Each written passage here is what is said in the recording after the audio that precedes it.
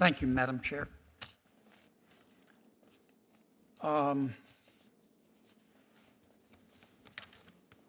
Judge Dixon, can you tell me about the full faith and credit clause of the Constitution? It's me, Senator Kennedy, Judge Oh, Valenzuela. I'm sorry, I can't see that far. Okay. I just got new glasses.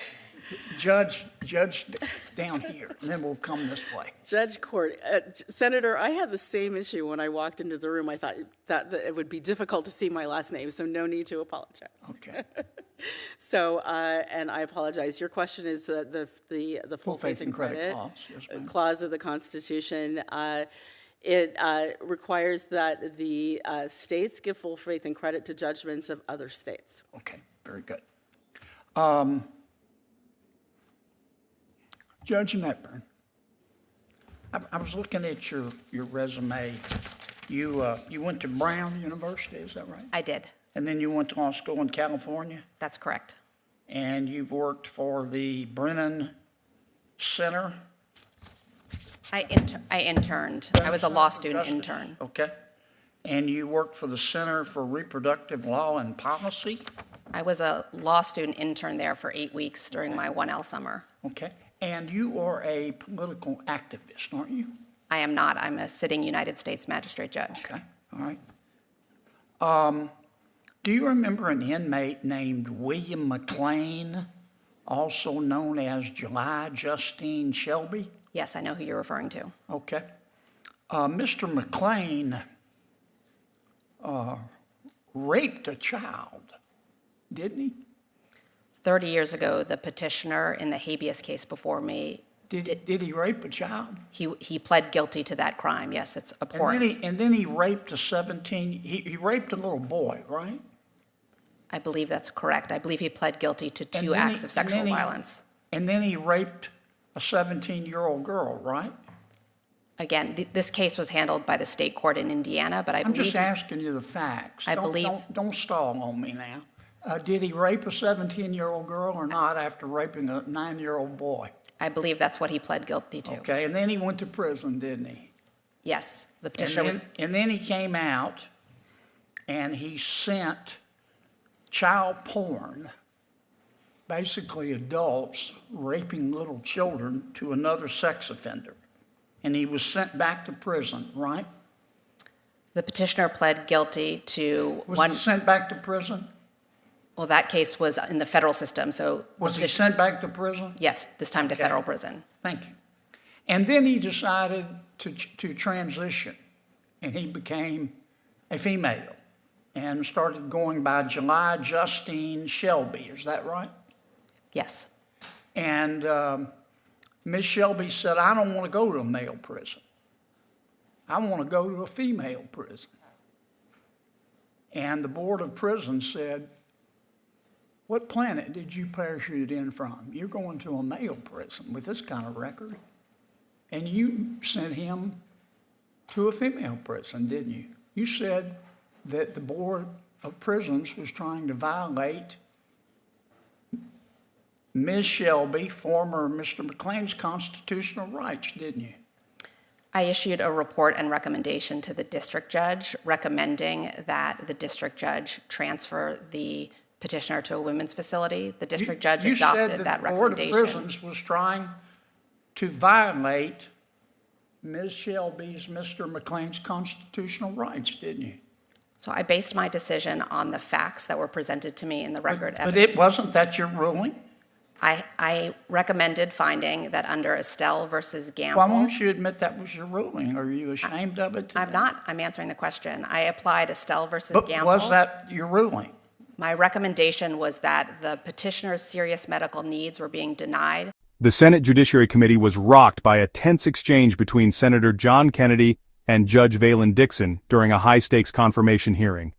At the heart of the confrontation, questions about constitutional law, past judicial decisions, and a deeply controversial case involving a convicted sex offender who later transitioned and sought transfer to a women's prison. What followed was a heated back and forth that put the nominee under intense scrutiny. Senator Kennedy began with a straightforward constitutional question, asking Judge Dixon to explain the full faith and credit clause. After a brief stumble, Dixon correctly outlined its purpose, requiring states to respect the judicial rulings of other states. Kennedy seemed satisfied, but this was only the calm before the storm. The senator then shifted gears, probing Dixon's academic and professional background. He highlighted her education at Brown University and Law School in California, then zeroed in on her past internships with the Brennan Center and the Center for Reproductive Law and Policy. Kennedy pressed hard, accusing her of being a political activist. Dixon firmly rejected the label, stating she was a sitting U.S. magistrate judge who applies the law impartially.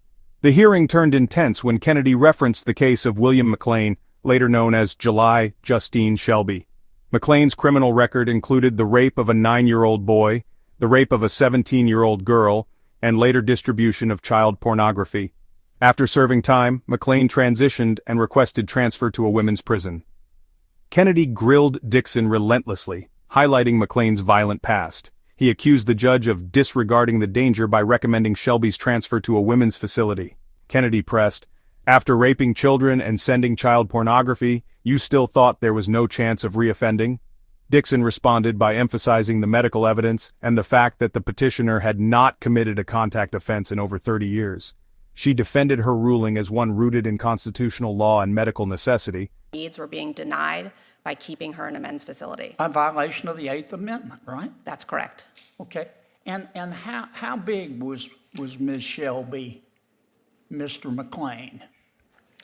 I don't have a specific recollection. Your colleague just suggested that she was 6'2"? more than 6 feet tall. And you told the Board of Prisons, well, she'll be okay. The other women in the female prison will be okay because it's only hypothetical that Ms. Shelby, Mr. McLean would reoffend again after he's already raped a 9-year-old boy and a 17-year-old girl and has been sending child porn through the mail.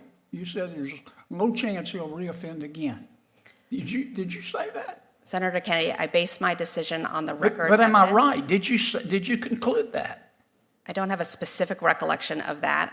I did recommend that after finding a constitutional violation. What were you thinking in saying it's only hypothetical that she would reoffend? The facts of the case were that the petitioner had last engaged in a contact offense 30 years ago. The petitioner had not engaged in any contact offense. In addition, the medical evidence made clear that for the last 5 years, the petitioner was sober and hormonally entirely a female, and there was no evidence. The Board of Prisons didn't agree with you. I'm not going to run out of time here. You're really a political activist, aren't you? I am not, sir. But your record demonstrates otherwise. I disagree. I apply the law to the facts and come to a fair decision. All of my decisions that have been appealed, particularly this one, the district judge adopted my report and recommendation in full, and the government did not move for a stay of the decision. For Kennedy, the case was proof of judicial activism. For Dixon, it was a matter of constitutional rights and medical evidence. The confrontation left one thing clear. This confirmation battle is far from over, and the debate it sparked will echo well beyond the hearing room.